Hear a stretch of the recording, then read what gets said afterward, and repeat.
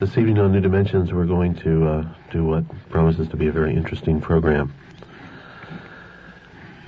Back about 13 years ago, in 1966, Helen Wambach walked into a room in Mount Holly, New Jersey, and for 15 minutes was propelled backward into a different self, a time, place, and consciousness. Up to that point, she'd never thought of herself as psychic. Indeed, her training as a psychologist, a teacher, and a therapist had made her skeptical of anything paranormal, including past life recall. But she couldn't dismiss the extraordinary immediacy and vividness of that experience in Mount Holly, and since that day, in systematic fashion, she has been investigating such past life regressions. Wrote a book called Reliving Past Lives, and this evening on New Dimensions we're going to explore Helen's work, not only with Helen, but with one of her most famous subjects, Bob Logg, who is with us as well. So we hope you'll stay with us. We're going to be here till 10. How many subjects have you put into past life regression so far? About 5,000. 5,000? Mm-hmm. That's a lot. Yeah, it seems strange even to me. Think that out there somewhere in the United States, there are 5,000 people who've rummaged around in their past lives and in their birth experience in this life. After doing that for as many years as you've been doing it, what has come out of it for you? What have you gotten from that experience? Well, of course, there's no such thing as a scientific experiment in which the experimenter is removed, objective, white-coated. Obviously, it's been an adventure for me.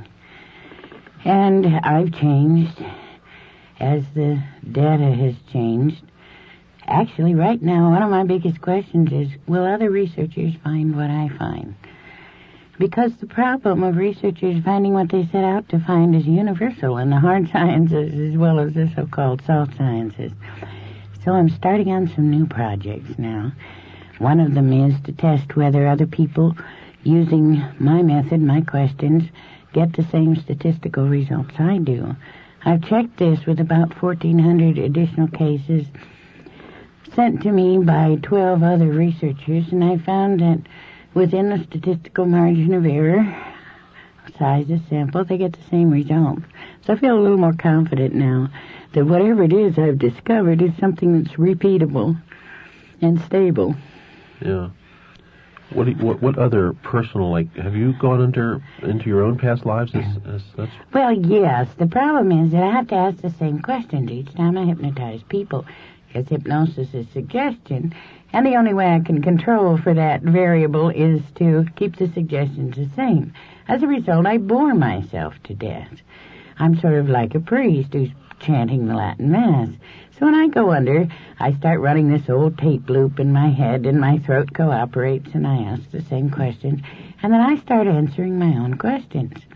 I wasn't aware of this for the first 6 months I was conducting the research, till one day I had some people way back in 1200, and I said, I heard my voice say, in my deep hypnotist voice, "Look at the tapestry on the wall." Well, this woke me up because the actual phrase is, "look at the wall." And I said to myself, tapestry? What tapestry? What's going on here?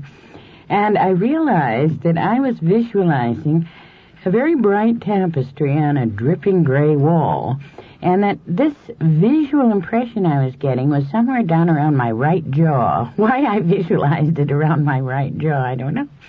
But that was my first startling realization, that while part of my consciousness was hypnotizing other people, another part of my consciousness was following my own instructions.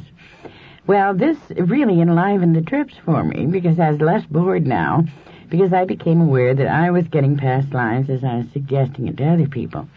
As a result, I ran a little sub-study, if you will, of my own past lives, and I, because I do it so often, now have this tremendous compendium of boring past lives. Endless batches of Asian peasants trotting up and down mountain trails. You weren't Cleopatra. No, unfortunately. Lugging honey buckets. Well, there were maybe 2 really interesting lives in a series about 33. There are some myths about past lives that I guess are popularized in some of the less academic literature, but myths like, well, everybody was somebody famous in the past life, and it kind of, I think, distorts the credibility of past life recall. What kind of things has your research and what you've done come up with to put more credibility into past life recall? Well, basically, it was all those stories in the National Enquirer that set me off. Instead of trying to prove reincarnation, which is nearly an impossible proposition, I decided it'd be simpler to prove that past life recall is fantasy. I mean, that ought to be easy to prove. Certainly the assumption of most people is that when people go under hypnosis and report these past lives, they're making it up out of books they've read or TV shows or movies they've seen. So I set up 17 different guesses or hypotheses about what I would get if past life recall was fantasy.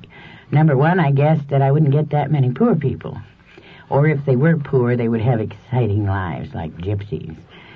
Another hypothesis is that I would get more male lives than females because sociological studies showed that, for instance, 12-year-old girls, 40% of them would rather be boys, presumably simply because it's more socially advantageous. So I reasoned if people were fantasizing, I'd get more male lives. I would get more upper-class lives than I knew to be possible. I would get historical figures. And then I set up what I think is a real interesting hypothesis. I reasoned that if I went back to 2000 BC and chose specific time periods, that, for instance, in the BC periods, I'd get a lot of Egyptian priests, as a popular thing to be. I wouldn't get many people in the less glamorous parts of the world where our culture hardly recognizes that anybody else. I reasoned that if I went to 25 AD, I'd get a whole lot of folks hanging around Jesus, because in the occult literature, everybody is supposed to have been around Jesus, and I knew for a fact there weren't that many people in Israel then. I made hypotheses like that about each of 5 time periods. I then chose 5 other time periods where nothing very interesting was going on according to our culture, like 1500 BC, 400 AD. And I reasoned if past life recall was fantasy, I would get a lot more vivid stories in time periods where people had some movie to go on than when they had nothing much in our literature at least, to do with it. Then I also decided to pick up things that weren't in movies or books, like the shape and material of roofs. Hollywood movies show facades, not roofs. So I found just asking for architectural detail didn't give me much.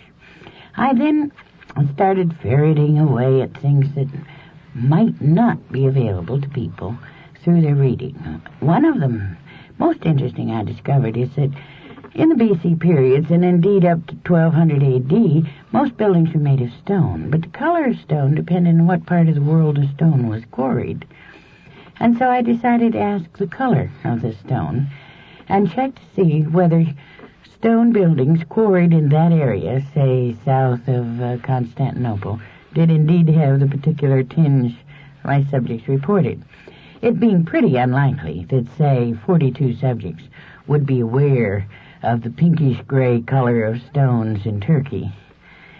It was through a series, as I say, of 17 different such hypotheses that I built my research, and I designed the past life recall sessions to answer specific questions. They're not just general go to a past life. They were organized in order to come up with a statistical answer. Is this fantasy and can I prove it? I found that every single one of those 17 hypotheses of mine had to be discarded. Somehow or other, people are accurately reporting the past, not according to books, movies, and TV. Now then the question is, does this mean they have been reincarnated? That's sort of a whole nother question. Yeah.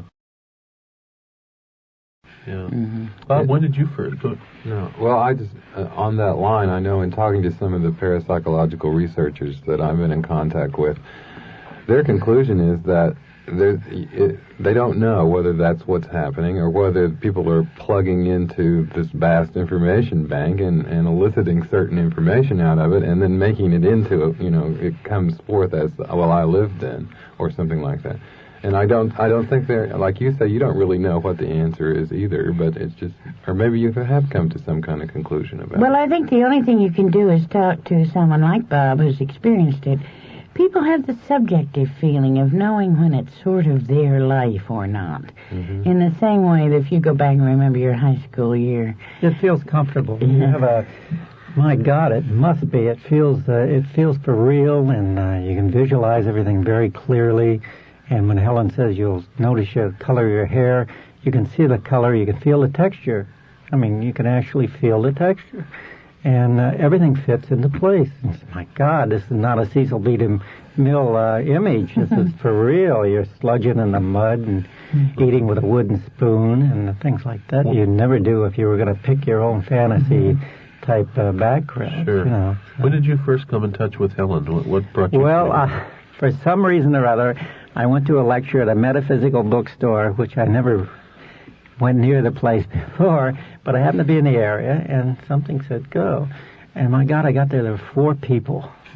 One old man who promptly fell asleep and was snoring, and a mother with a screaming little child, and another person who went under with me. And I had this very vivid experience, and it wasn't anything to rave about. I think it was a savage in one of the Guianas or something, wasn't it? Yeah. And, turned out to be a female running through the jungle with this kind of a rape Europa type thing, and dragged off to an adjoining village and thoroughly enjoyed it.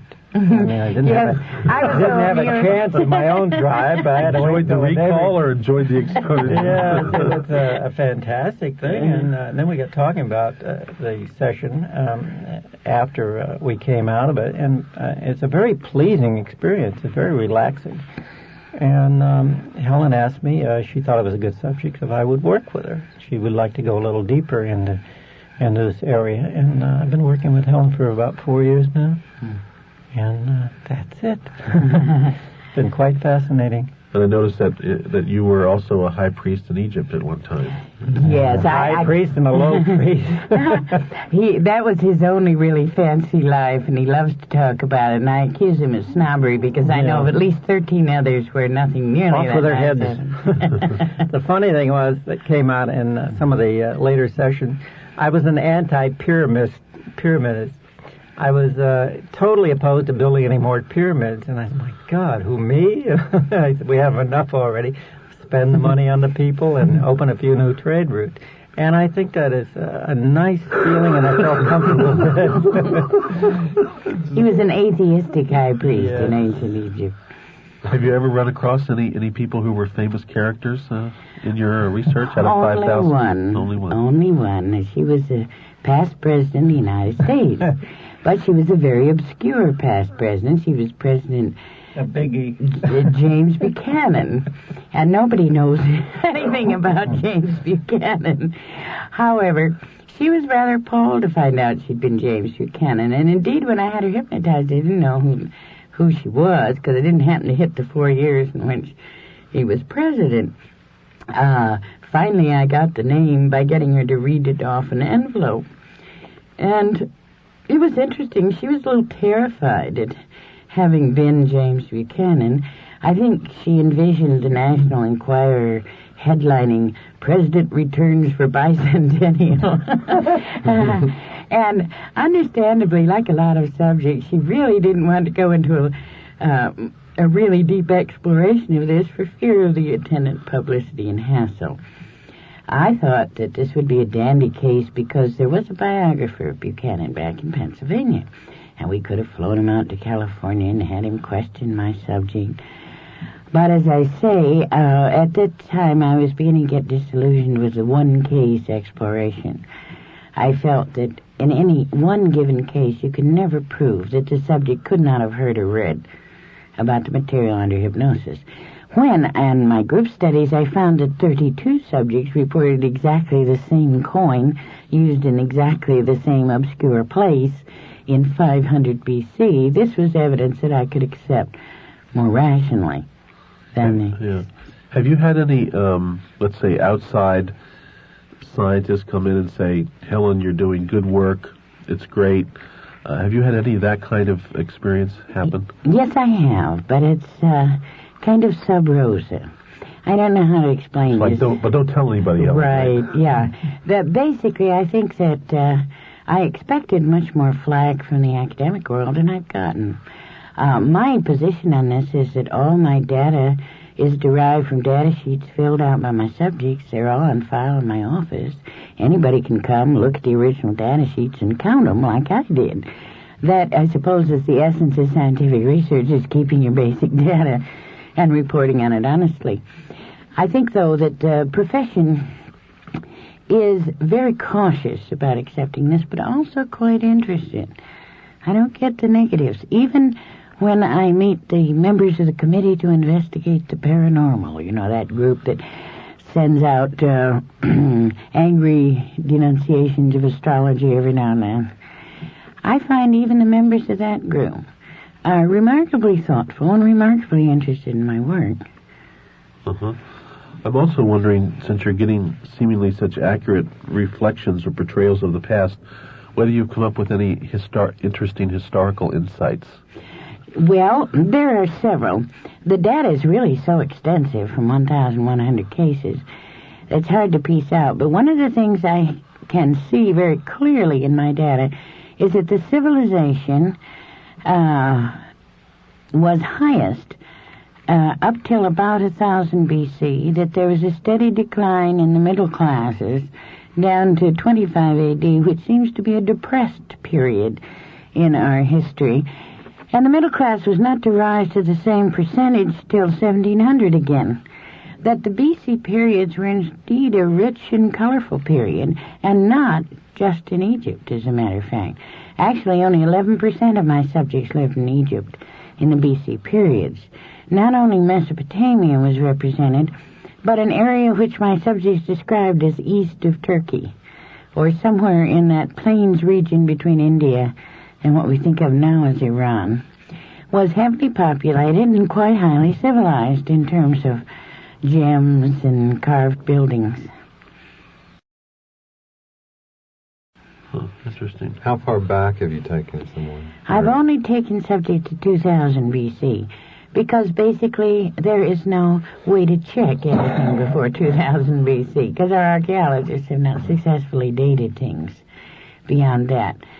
I figured investigating 4,000 years of human history, life and death, is about all I can chew on right now, and to explore much further will await, I think, a verification of my findings. If my new 10,000 case study, which we're computerizing, with subjects and researchers from all over the United States, Canada, and England, shows that my data are reliable and repeatable, and that indeed hold up, then I think we can explore much earlier time periods with perhaps some assurance that we're getting something besides fantasy. But until I think we have some assurance that what we're getting under the hypnosis is reliable information, then I think it's kind of an exercise in fun and games to take people back to a purported Atlantis. What do you think the implications are? I mean, what value does it have to present time or future time to explore past lives? Well, it gets boring for most of my subjects after a while. Most people think it's really exotic to go into your past lives. What could be more exciting? But I find for my subjects that most past lives are so boring, so repetitious, that it's a lot like reliving your sophomore year in high school. How often do you want to go back and recollect your gym teacher? There is a real... Now I see why people forget past lives, because there's very little point in remembering them until you come to one of those areas in your current life that I like to think of as nexuses, which is a fancy new terminology I'm throwing in. But as we move through this life, we find ourselves suddenly in a new setting, a new neighborhood, a new job, in a new relationship. And I think it's when we move into these new areas where suddenly are sparked off bits of past life recall that are relating then to some problem we're working on in our current life. My job is to see whether past life recall is anything but a bunch of crap, basically. Having once sort of established this, at least to the point where it's respectable to think about it. then I think the exciting thing is to begin to understand how each step we take in this life has echoes and harmonics into other people's current lives, our past lives, their past lives, and that these are energy points somehow. This I find exciting personally. When I move into something new, I meet somebody new, now I am able to put myself under hypnosis and pick up why I'm meeting that person now, what purposes will be served by the relationship, and what echoes from past lives does this represent. Well, Bob, I'd like to hear more about your experiences and what value you may have gotten personally from knowing about your past lives. Have you gotten any value from that? Yes, quite a bit. I think the major factor in the whole experience with Helen and regression, I have no fear of death now. It's completely vanished. It's a marvelous feeling not to have a fear of dying. And having experienced 14 deaths under hypnosis. Under hypnosis and being well aware of different type of illnesses and horrible deaths and pleasant deaths, it's a hell of a nice experience. It's I don't say I look forward to it, but it is a very pleasing and enlightening and just a marvelous thing to go through. And of course, it's erased my present lifetime's fear of death. And of course, a lot of the smaller problems that come up every day, they don't mean a hell a lot anymore that they did 4 years ago when I first started working with Helen. You know, in Helen's book, it's mentioned many times in recounting some of the past lives here that people having the similar experience of what death is like. Did you have the same experience, and could you describe it for the listener? I believe so. That the thing that came through more than anything else, and every time I experienced the so-called death experience, was a complete opening up and I call it a swoosh. It's just a returning to energy type thing. It was fantastic. It was just pure energy and pure bright light and a complete release. It's just it's a hell of an experience. Just beautiful. It's something to really enjoy and look forward to. It's like receiving a pardon at the 11th hour from the governor. One of those early rap movies or something like that. Don't have to drag that old body around. No, a complete lack of any weight. It's just soaring. It reminds me of that little book. That was a beautiful little book on the seagull, Jonathan Livingston Seagull. The same thing. That feeling of complete freedom and oneness. It's a beautiful feeling. Yeah, people love to die. But conversely, they hate to get born. One of my most fascinating findings is that I explore not only past lives, because as I said before, people get bored with their past lives.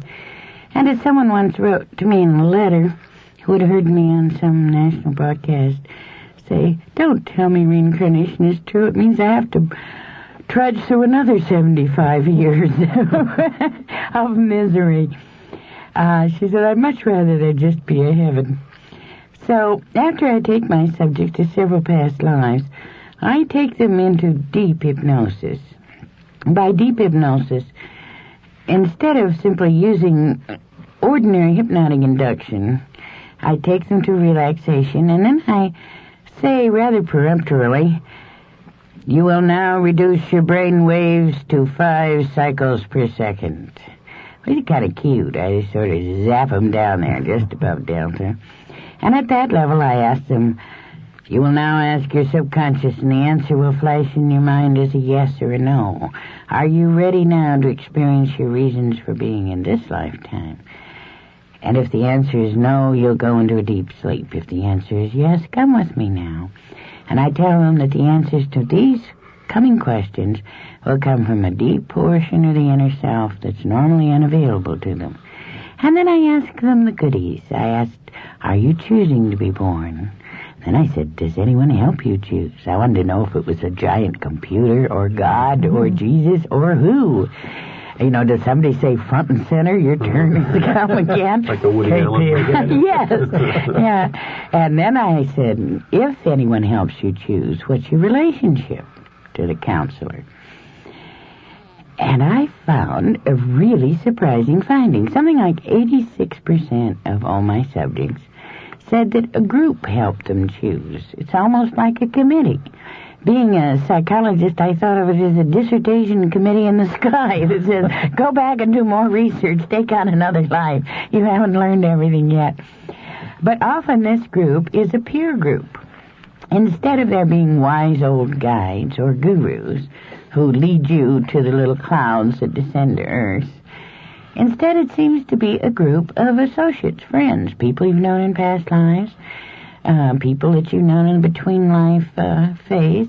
And this group of people gets together and decides, well, look, you be my sister this go-round because we were friends and fellow warriors before. And then they argue, well, look, if you're going to be a guy, I got to be a girl this time. I think I'll skip it. There seems to be this sort of general caste discussion, if you will.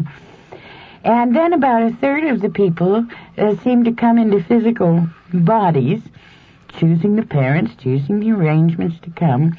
And maybe two-thirds of the committee still hang out in the beyond, or wherever you want to call it, apparently kibitzing from the sidelines. Mending costumes. Yeah, sometimes I have the feeling that these spirit guides we think so highly of are just cowards who didn't want to bother to be in a body but are on our ad hoc committee. I don't know. But I found some very interesting things. Then I ask if my subjects have known their mother to be in a past life, and if so, how? Father to be. Lovers or mates. I used to say your mate, but this is California and this is the late 70s, so I had to pluralize that question. People can get through about 6 karmas in one lifetime in this go-round. Then I ask if they know beforehand people that they will meet in the coming lifetime. Some subject will flash on. I remember one subject who wrote on her paper, oh, my good friend's daughter's unborn baby will be an old lover of mine. So it's as though somehow they're getting advance notice of people they haven't met yet, but will when they're in this hypnotic trance in the birth situation. What about noticing when life actually happens? That's an interesting question. Can you provide the solution to that one? I can indeed. I am a compendium of the weirdest statistics. I can answer questions in terms of statistics. I don't know about the ultimate truth of it, but I asked all my subjects, are you experiencing inside the fetus, outside the fetus, in and out? When does your consciousness fully join that of the fetus? Well, the answers again are very strong in one direction. Almost all the percentage answers I get are 80-85% agreeing. Almost all subjects are in and out of the fetus in that they can experience inside the fetus but don't like to because they consider it rather confined. And something like 89% do not join the fetus until birth. Just before birth is some commonality, 36%, another 38% during the birth process, and a few more after birth. Almost all subjects are in and out of the fetus in that they can experience inside the fetus but don't like to because they consider it rather confined. And something like 89% do not join the fetus until birth. Just before birth is some commonality, 36%, another 38% during the birth process, and a few more after birth. But apparently, the fetus is not highly regarded in beyond circles or spirit circles. Yes, so just the implications of that relative to the whole abortion question that are interesting. I expect to be picketed by the right to life people. I also have a question relative to what kind of feedback or input or attention you've been given by the traditional religious structures who might possibly take a dim view of your work. As I say, I don't know whether somebody is protecting me or not, but I've had so little negative response compared to what I expected. Actually, I left my psychology license intact back on the East Coast, and I ran out to California and hid in order to do this research. It was so unrespectable back in 73 when I started it. And sometimes I think I labored for 5 years trying to prove or disprove this, only to find at the end of 5 years everybody believes it already. So went from total disbelief to total belief while I was struggling away with the question. I will find that I expected Christian fundamentalists to object, but I have had some most amusing telephone calls on talk shows in the Midwest. I had one gentleman say that Christians are not reincarnated. That's one reason for being a born-again Christian, because you don't have to keep coming back, but everybody else is. I thought that was rather cute. Oddly enough, I've had a lot of letters and a lot of interest from born-again Christians. It's almost as though there is a group that believes in spirit and survival of the spirit. And that this group, whether they belong to a Christian dogmatic tradition or some other religious tradition, are so happy to find what they feel to be some evidence for survival of spirit, that the dogmatic or theological content is less important. Now, my major opposition comes from those people who are established in, you might say, the power centers of our society, who are wedded to a belief that consciousness is destroyed when brain cells are destroyed. And they believe firmly that without a brain to think with, man cannot exist. And therefore, any belief in spirit or consciousness above and beyond a functioning brain represents womanish wishful thinking and general weakness. Yeah.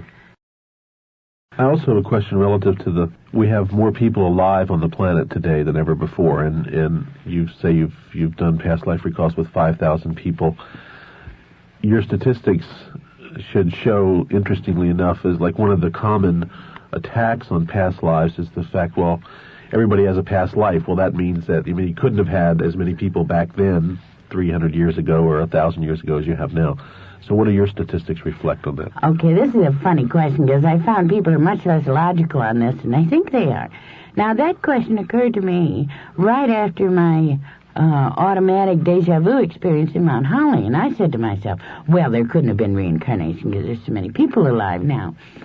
But you see, my way of getting at this question was really pretty simple, if you'll follow me. All my subjects filled out a date of death on their little data sheets.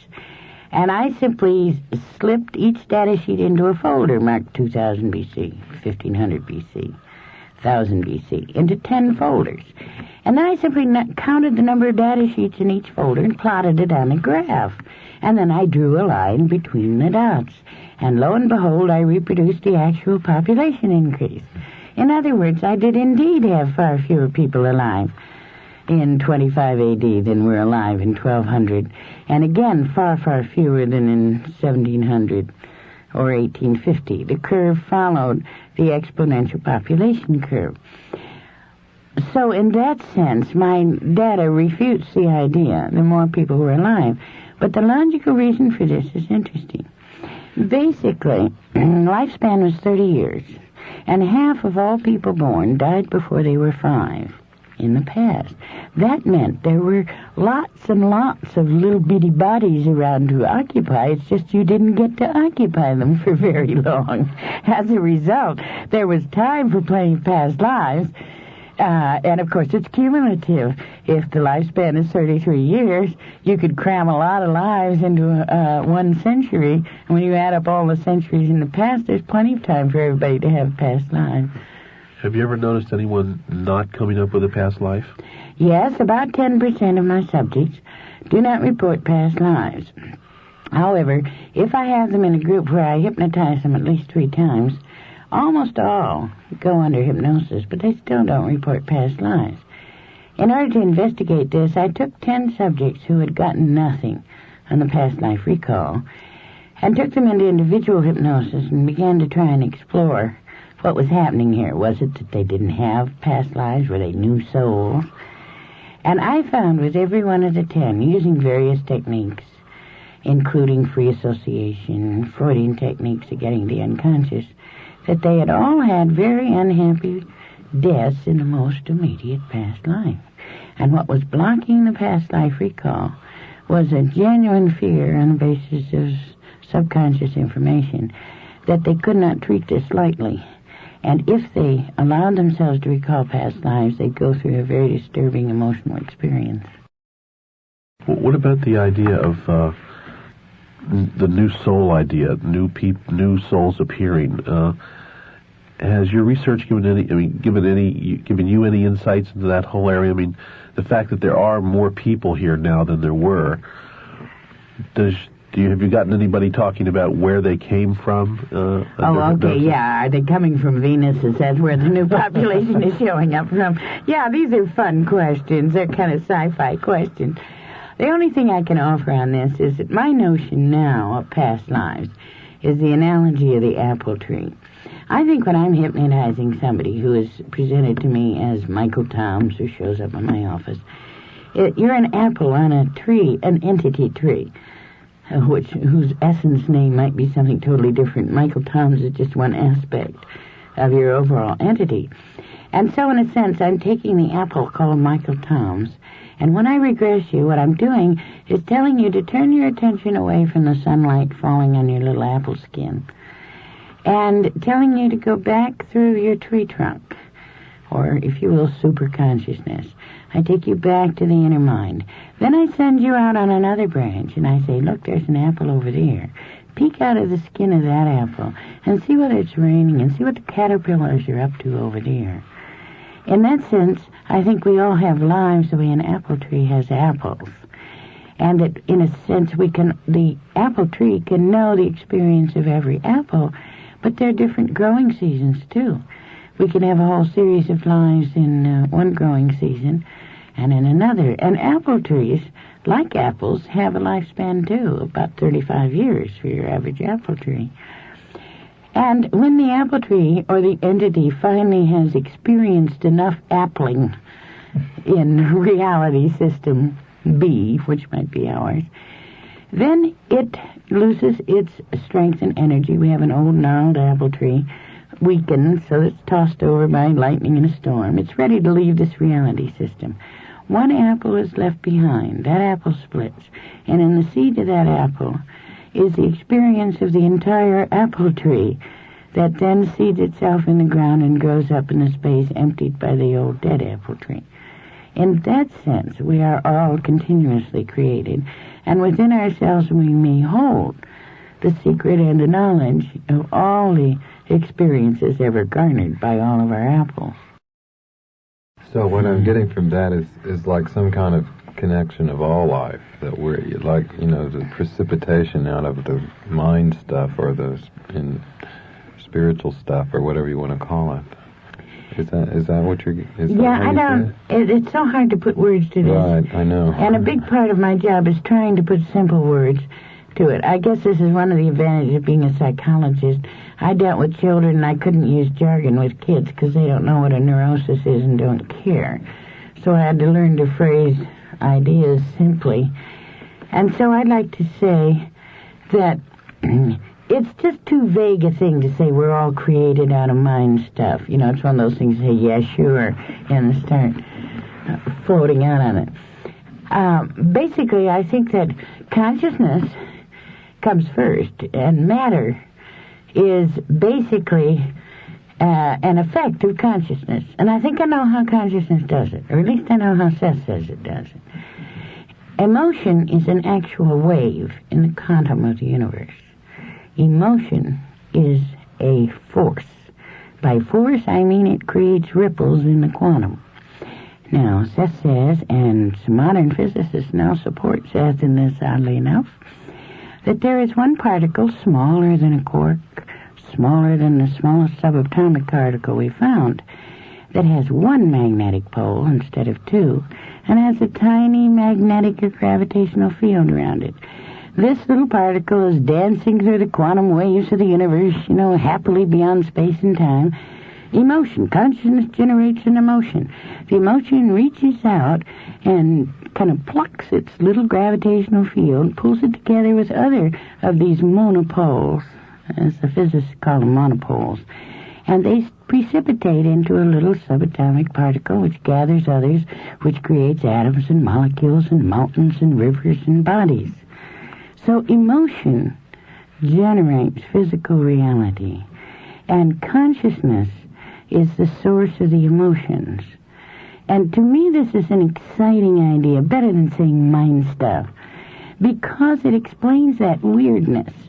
We all think we're searching for peace and tranquility. You know, we trot through our lives and we look for a guru and we look for escaping it, you know, through dope or meditation or whatever turns you on, because what we want is to escape the toils of physical existence. But that's the whole reason we're here. You never get wisdom until you've been foolish first. You never attain peace and tranquility until you've had grief and sorrow and joy. It's emotion we are here to experience. It is emotion that is at the heart of life. Talking about past life recall and what significance past lives have for all of us. A couple of questions came up during the break, and one was related to a question I had running through my mind, and that is, in the past life recalls, were people coming up with any past lives that were not on Earth? And the same question related to that, were any subjects coming up with past lives that were not human? Well, okay, I don't hardly let them. The statement researchers get what they ask for is certainly true in my work. I've heard of other people who get people who have lives on other stars, planets, but my subjects have to fill out data sheets, and it's pretty obvious to them I want lives on this Earth.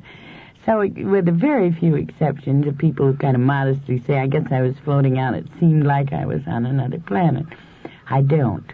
The same is true of lives as animals. I think I've had 8 subjects out of the 5,000 who, when I tell them to look down at their hands, shyly confess to me later, well, I looked down, I saw these little furry things with little claws sticking out, and I said, oh, my God. But they don't fill out data sheets, so I can honestly say I've had no data sheets like that. So it doesn't come up very often. No. Interesting. Were you ever an animal, Bob? I might have been a satyr and something like that. I don't think so, no. 5 fingers and nails and cut short. One of the interesting things apparently that happens to you under hypnosis and past life regression is you go into talking different languages. Is that true, Bob? Yeah, that popped out very early working with Helen, and it takes a long time for the words to form, but they do come out. Well, we had Italian, we had Welsh, and ancient Hebrew, and of course the Egyptian really astounded everybody, including me, and then the hieroglyphics, which came out very easily. The writing seems to come very easily, but the actual spoken word is very difficult to get out. Seems like an endless task, but it does form, and you can decipher the words. And these languages come out in the course of your describing a past life?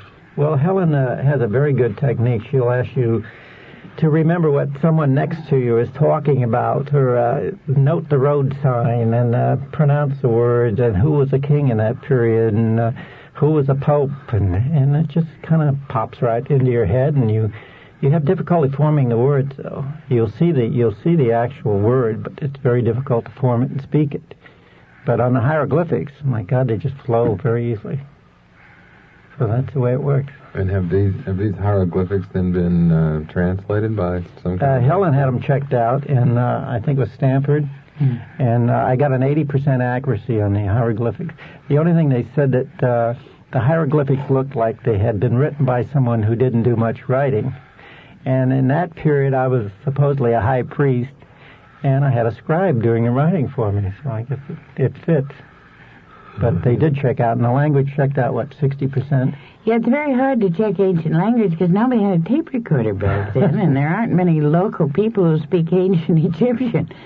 So it's pretty much a guess as to how it sounded. But the syllables, they said 50% of the syllables did seem or appear to be like what they know of ancient Egyptian.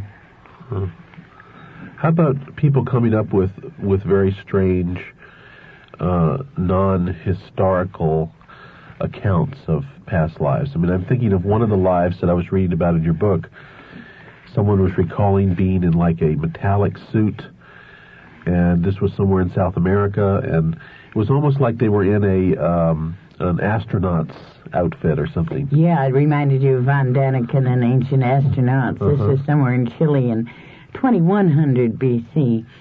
But that's a very rare case. Again, if I went back far enough and I found 25 subjects who described the same metallic suits in the same area, then I could have more sense of reliability about it. That's why I want 10,000 cases. The only thing I have found that seems to me might prove reincarnation is that I have about 12 instances in my 1,000 cases of somebody who saw something they thought was not true. And after the regression, scientists revealed that what she had seen was true. An example is a subject who was riding a horse in central Mexico in 800 B.C. She wrote on her data sheet, "This must be wrong because Spaniards brought horses to this continent."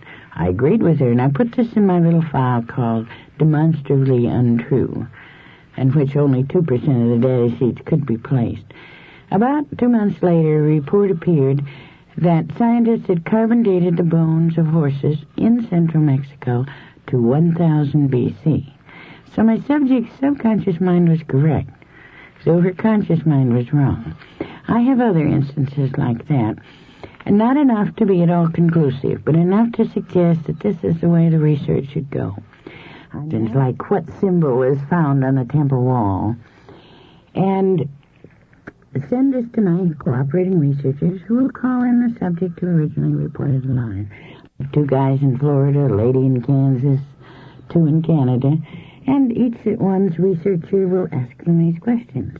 We get the data sheets back, I give them the archaeology department, and say, "Hey, look, 14 of the 20 people have drawn the same symbol."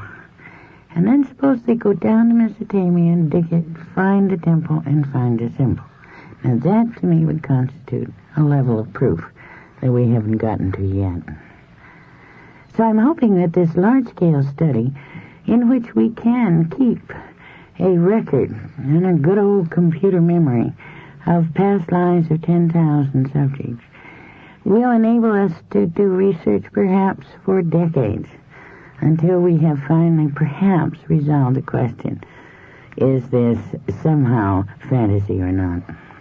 I think of the case of Barney Hill and his wife who were abducted by a UFO, and one of the things that they did under hypnosis was they drew a map showing the location of the planet where the UFO was from, and the map wasn't part of any astronomical map at that time, and it wasn't until a year or so later that it was verified through astronomical observations that the map was correct. Yeah, Bob was saying that it was easier to write hieroglyphics. I think there's a reason for that. That is somehow hand-eye coordination, visual impressions, operate in a different part of the brain than words. Actually, they operate back here in the visual cortex and the occipital, and they're right brain-oriented. Whereas all words and speech are left brain, temporal lobe. And when I have people hypnotized, I have them into their right brains. So in order for me to get them to give me language, they have to, in a sense, almost come out of the hypnosis, which is why it's so hard to get subjects to speak. But they can write beautifully. They can draw coins. They can draw hieroglyphics. They can draw symbols, just like Betty and Barney Hill could draw the map. And because I believe that whatever it is, whether we're tapping a giant computer in the sky or collective unconscious, whether we are tapping our own apple tree trunk and getting the memory, it seems to me the secret is going to lie in doing right brain kinds of things like drawing and picturing, and not all this verbal stuff that our culture is so based on, language. Yeah. We have lots of phone calls, so perhaps we can start taking some calls. Our number here is 621-1126. If you're having trouble getting through, just keep trying. Be patient and perseverant. What is perseverance furthers? Hello, you're on the air. Yeah, in the workshops, is that a personal regression? I do group regressions. People show up, they've never been hypnotized before. I spend about 35 minutes explaining what to expect, what you're probably going to react to. Then I get everybody all cuddled down in their pillows and blankets. I have everybody bring their comfort blanket like Linus. It helps a great deal in getting people hypnotized. Then all of my subjects respond to my questions with mental flashes or impressions. And then under post-hypnotic suggestion, they fill out data sheets as soon as they waken, which is a full description of what they experienced. Then we discuss the experience and people share it. And I find that most subjects, 95% of them, get their data sheets filled out with a neat little old past life, all kinds of little details. And then, of course, their problem is, do they believe it or not?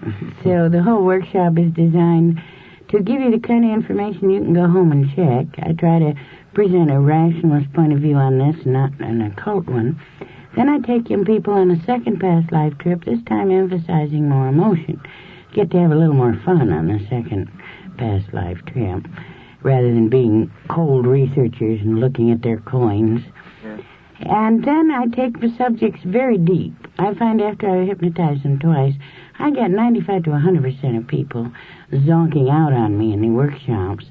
And I take them deep, and I take them to the birth trip, and I ask them, everyone, what's your purpose for being here? Do you know people in your life now from past lives? Can you flash on how you knew them? Can you flash on your purpose for being alive now? And I tell my subjects that it's well worth the workshop fee if they can find their purpose in life on a Sunday afternoon. That's where you're getting most of your cases? Well, actually, not right now. I am still collecting birth experiences, but my book on the birth trip will be out in 3 weeks, which means that everybody's going to know what they ought to say, so I can't really do any more research on it. See, the trick is to get people before they know what they ought to say. And in my past life recall, I am now having other people collect data to check whether I'm creating this whole thing myself or whether they are. So the workshop on Sunday, you get to take your past lives home, but I collect the birth data. Okay, thank you for your call. Thank you. The all that is concept. Well, I tend to be out of my depth there. You know more about it than I do. Seth is the person, the entity who refers to all that is. Yes. That's from the Seth book. The Tao. T-A-O. Okay, the Tao is from, yes. Yeah, it's a right. What about it? You got it? What about it? Well,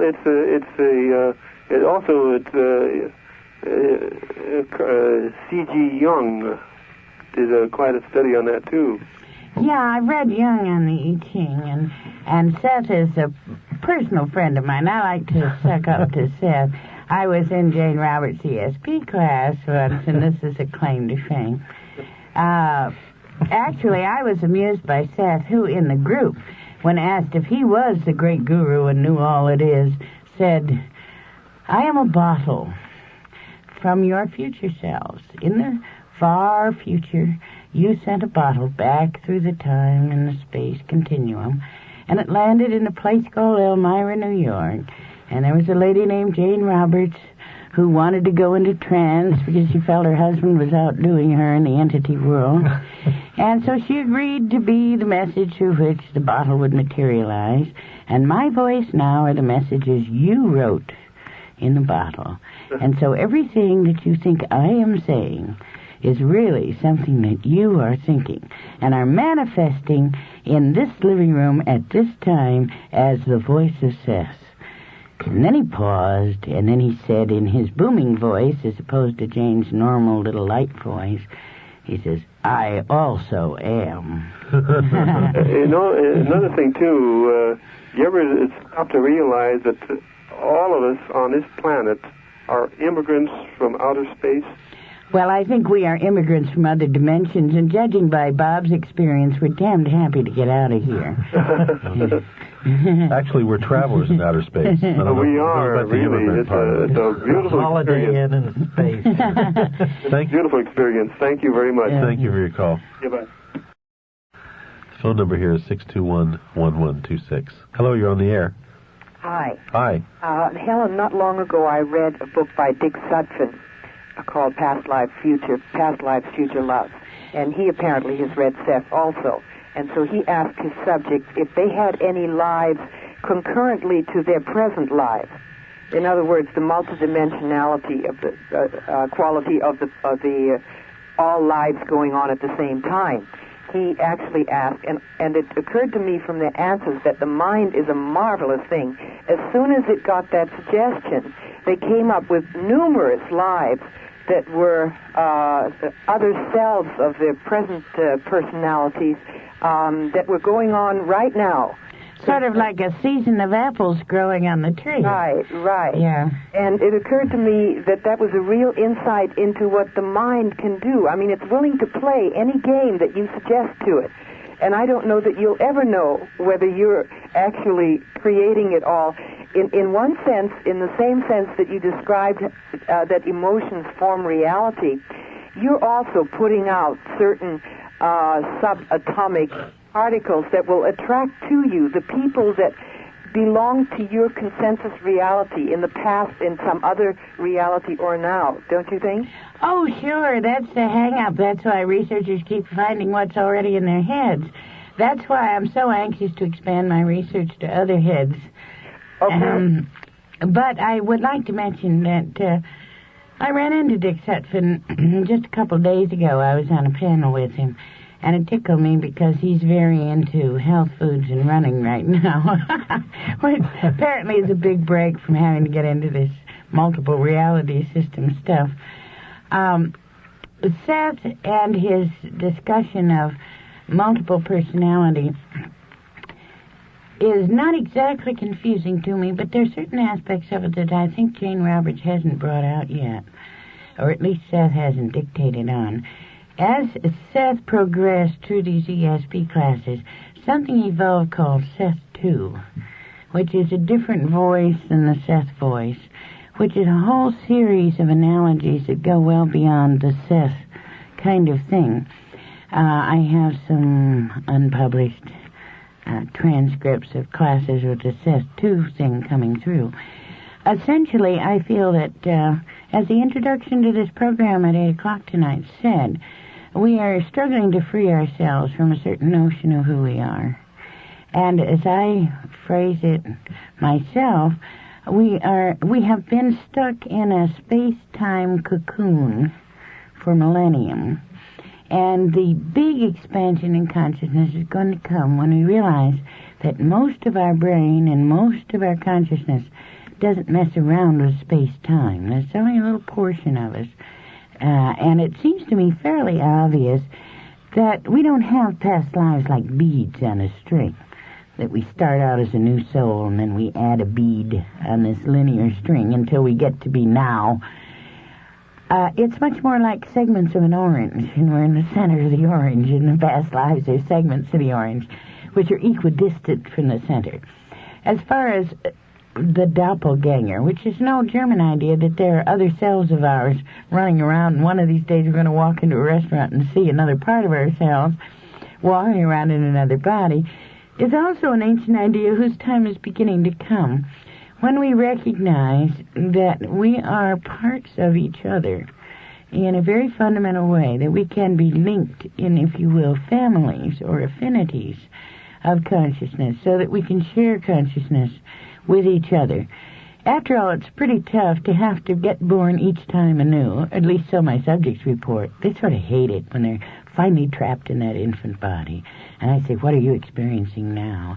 And many subjects will write, I thought it was so easy when I was planning it. Now I'm trapped in this little bitty yucky body, and I got to grow up, and I got to go to first grade before I can start doing anything I want to do. Now, it may be that as we accumulate experience, as we get more and more sophisticated, we can say, well, look, I don't have to go through all this.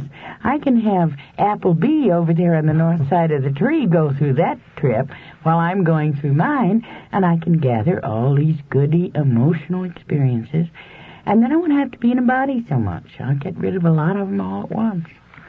Wonderful. I agree totally. Laura Huxley once said on New Dimensions that in her experience, whenever people have been regressed to the point of conception, they had a marvelous, joyous experience of choosing to come into this this particular incarnation. Have you had any such experience? Well, I have a few enthusiasts, but I must say they're a minority. Most people agree to be born, but somewhat reluctantly, like you agree to join the army because otherwise you'll be drafted. And I do have some people who are very enthusiastic at the idea of being born.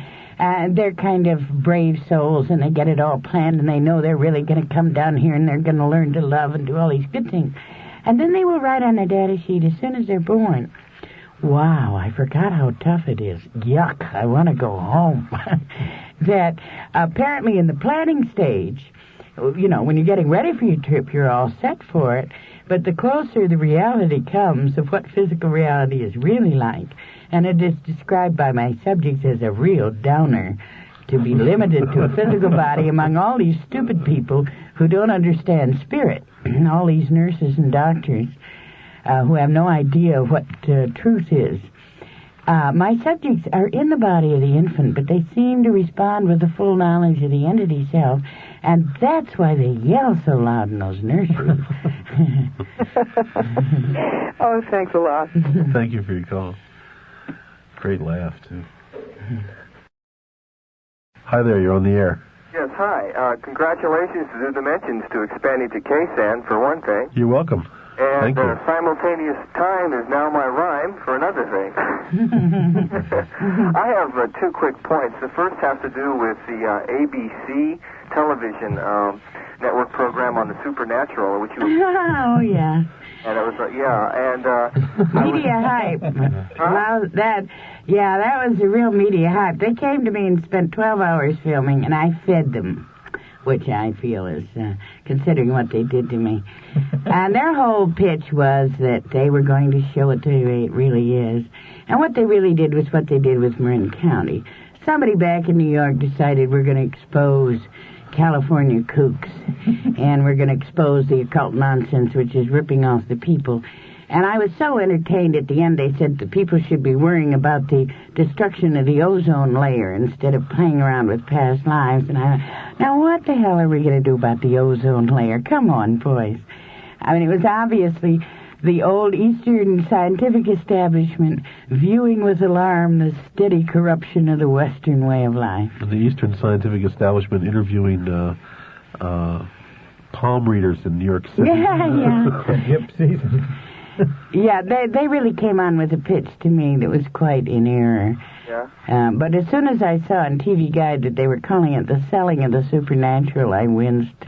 And they interviewed me for 2 hours, and they clipped only what they thought was the possible worst answer they could find me giving. The thing they clipped was after they had you on, then they had a Dr. Ernest Hilgard on after you, explaining that hypnosis was a way of making people more susceptible to, quote, outside influences. That's what immediately followed you. Yeah, I bet even Ernest Hilgard would object to that. He's a nice guy, actually. But, of course, his mindset is that of the scientist who thinks everybody dies when their brain gets all gooey in the earth. And so, therefore, by definition, nobody can have a past life. Yeah. I have one more thing, if I may say it. It has to do with, I attended one of your meetings back in May of 1977, and you played a tape of Jane Roberts going into the Seth personality. Right. And you also played, the fascinating part for me, since I've read the Seth material and the Seth books, was Seth 2. And there was about 16 words that I wrote down that night, I'd like to say, that Seth 2 was on your tape recorder, and they were untranslatable. Knowledge is difficult. We have not been physical, and we will be focused into your reality. I'll take your comments off the air. Thank you very much. Thank you. Well, there's one phrase that has to be added. We will be focused onto your reality, and you may perceive us as you will. And I think we're perceiving them as little machines we call flying saucers. Because we have to translate this kind of psychic information in terms of a machine because we're a technological society. I think that's what the Seth 2 was saying. Interesting.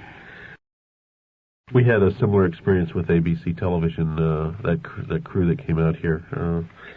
Fortunately, they didn't use the material that we were involved with. Hello, you're on the air. Good evening. From one California kook to Very interesting program, though.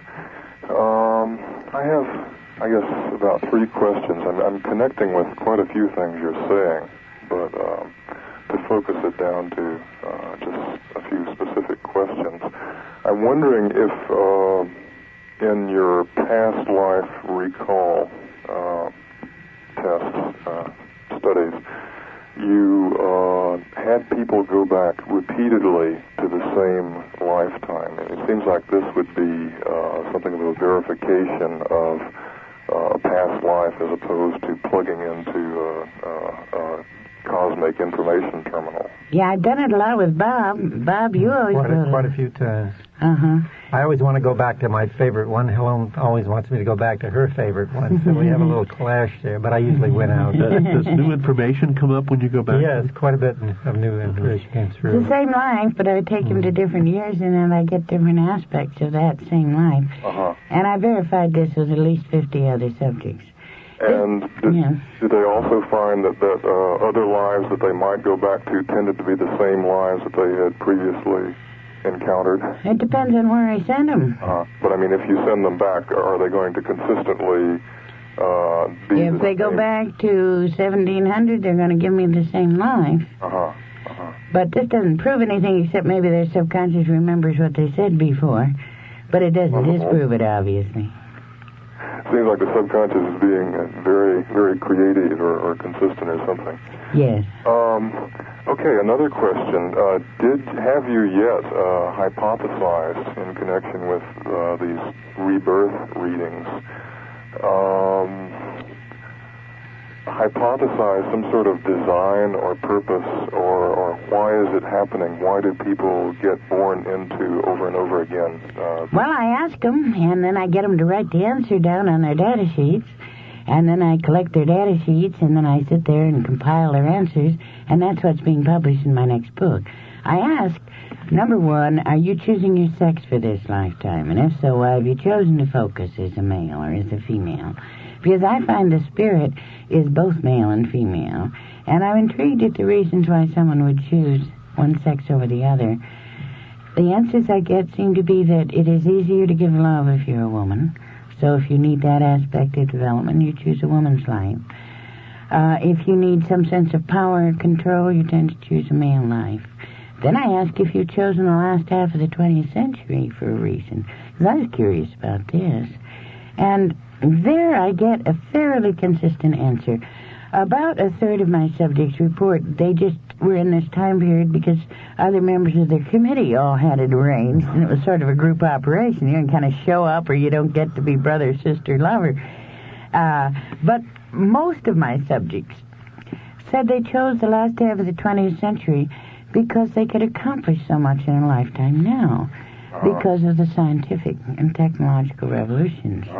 Well, then is the answer you're abstracting for individual development, or is there some design behind all that? Well, then I went on to ask, what is your purpose that you wish to achieve in this, your current lifetime, your coming lifetime? And there the answer suddenly jumped from these specifics to a very broad generalization that occurred over and over again on the data sheets. This is 750 data sheets. And it was to love, to learn to love. Kind of boring, but there it is. That's what they wrote. Well, it makes sense to me. Yeah. Okay, one final question. Has it occurred to you, have you even thought of looking for future life? Pre-call, maybe. Well, maybe because I'm a Sethian or a Seth student. Obviously, we choose to manifest in the future whatever we plan to do now. Therefore, the future is not really set. And if I force someone to choose a future before all possibilities have unfolded, then I'm getting them to choose a probable reality without all the input they should have. I feel it's a moral impertinence to force someone into the future. Well, that makes sense, too. Very interesting. Okay, thank you a lot. Thank you for your call. I was just reflecting on what a new reality that poses, the whole idea that we were on a committee and we chose our brothers and our sisters and our parents, and hearing, Now and then there's a rare soul who decides to come this time not knowing anybody just to see what'll happen. Gives you a new vision of those who are close to you. Yeah. You might have been of these. Hello, you're on the air. Hi, I've been enjoying your program. Thank you. I'm not interested in most occults, in any occult occurrences, but I view them like astrology, some kind of wishful thinking. But I do like the approach that the lady has tonight, and I respect your scientific efforts in order to keep the thing kind of open to everyone's investigation. One of the things that occurred to me was that you have such a large number of people who are being asked to talk about their past lives. Do you get a lot of people whose cultures are other than Western civilization? They visit cultures that are totally, out of our own ideas of...